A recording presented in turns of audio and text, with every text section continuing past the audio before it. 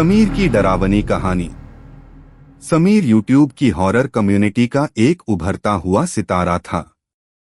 उसका channel nightmare tales खौफनाक कहानियों के लिए मशहूर था, जो लोगों को रात भर जगाए रखता था। उसके फैंस उसकी रचनात्मकता की तारीफ करते थे और उसकी आवाज की काबिलियत, जो सबसे डरावनी कहानियों को भी जीवंत बना देती थी। रात के 2:30 बज रहे थे। समीर अपनी मंद रोशनी वाले कमरे में बैठा था। उसकी टेबल पर माइक्रोफोन, कॉफी के मग और एक अधूरी स्क्रिप्ट पड़ी थी। लैपटॉप की हल्की रोशनी उसके चेहरे को उजागर कर रही थी।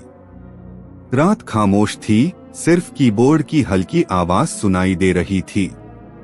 वह जिस कहानी पर काम कर रहा था, वह अब तक की उसकी सबसे डरावनी कहानी थी।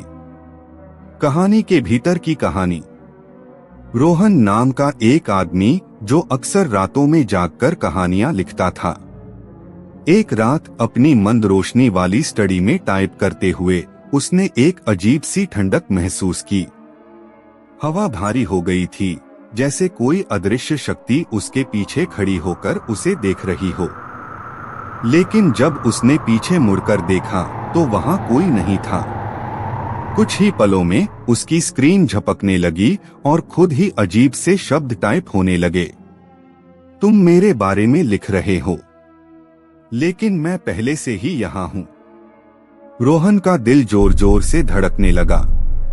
उसका फोन वाइब्रेट हुआ और उस पर एक अनजान नंबर फ्लैश हुआ।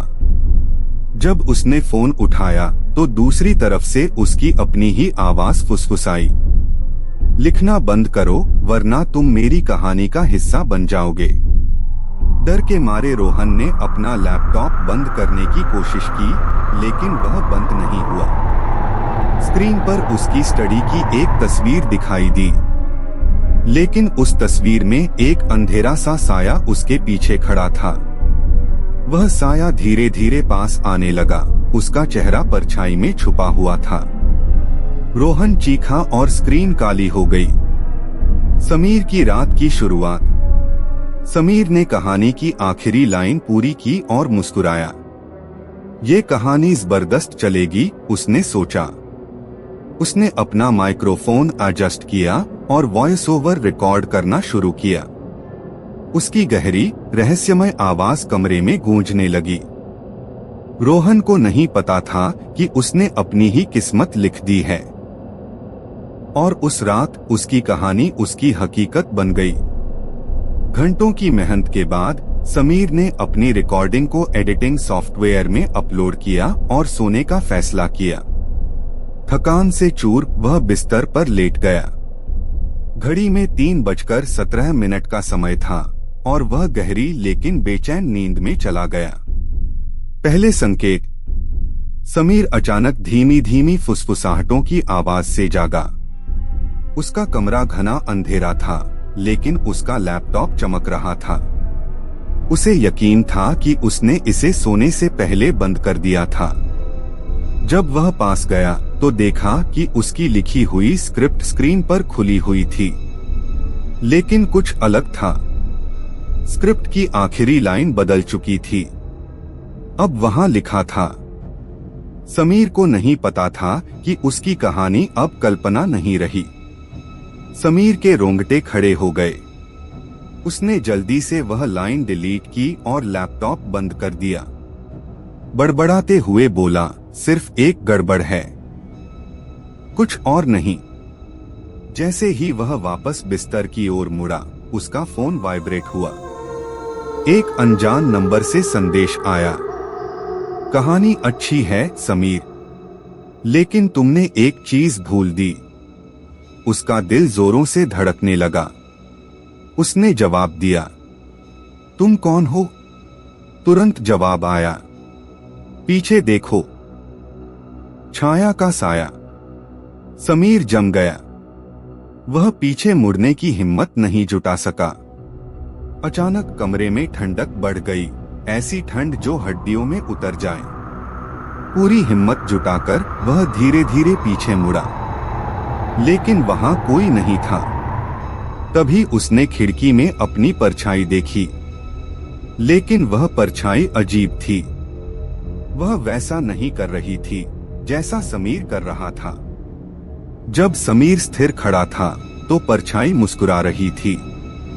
घबराकर उसने अपना फोन उठाया और फ्लैशलाइट ऑन करने की कोशिश की, लेकिन फोन की स्क्रीन पर कुछ और ही दिख रहा था, उसके कमरे का लाइव वीडियो। उस वीडियो में एक काले साये का अक्स उसके ठीक बगल में खड़ा था। उसकी शक्ल डरावनी और पहचान के बाहर थी। जैसे ही फ्लैशलाइट झपकने लगी, समीर लड़खड़ाकर पीछे हट गया। उसे महसूस हुआ कि वह साया और पास आ रहा है। साये ने एक अजीब घनी आवाज में फुसफुसाते हुए कहा, तुमने मुझे जीवन दिया समीर, अब अपनी कहानी मैं सुनाऊंगा। अधूरी कहानी। अगली सुबह समीर का कमरा अस्तव्यस्त मिला। उसका लैपटॉप खुला हुआ था जिस पर उसकी लिखी हुई कहानी दिख रही थी, लेकिन उसके अंत में एक डरावनी लाइन जुड़ चुकी थी। समीर गायब हो गया, सिर्फ उसकी आवाज पीछे रह गई। उसकी कहानी अब भी जिंदा है, लेकिन उसका अंजाम अभी बाकी है। लैपटॉप पर एक रिकॉर्डिंग बार बार चल रही थी जिसमें समीर की आवाज गूंज रही थी, तुमने मुझे जीवन दिया, तुमने मुझे जीवन दिया, तुमने मुझे जीवन दिया। लेकिन समीर वहां नहीं था। क्लिफहैंगर? तो यह सब महज इत्तेफाक था, या समीर की कल्पनाओं ने असलियत और कहानियों के बीच की दीवार गिरा दी? अगली बार जब आप रात में देर तक कुछ लिखें या किसी कहानी को सुने, याद रखें, शायद कोई आपको भी सुन रहा हो। यह कहानी यहीं खत्म नहीं होती। समीर का सच अभी भी अधूरा है। अगर आप जानना चाहते हैं कि आगे क्या होता है, तो पार्ट 2 के लिए तैयार रहें। लाइक, कमेंट और सब्सक्राइब करना न भूलें। तब तक ध्यान रखें कि आप जो भी बनाते हैं, कहीं वह आपको ही न बना दे।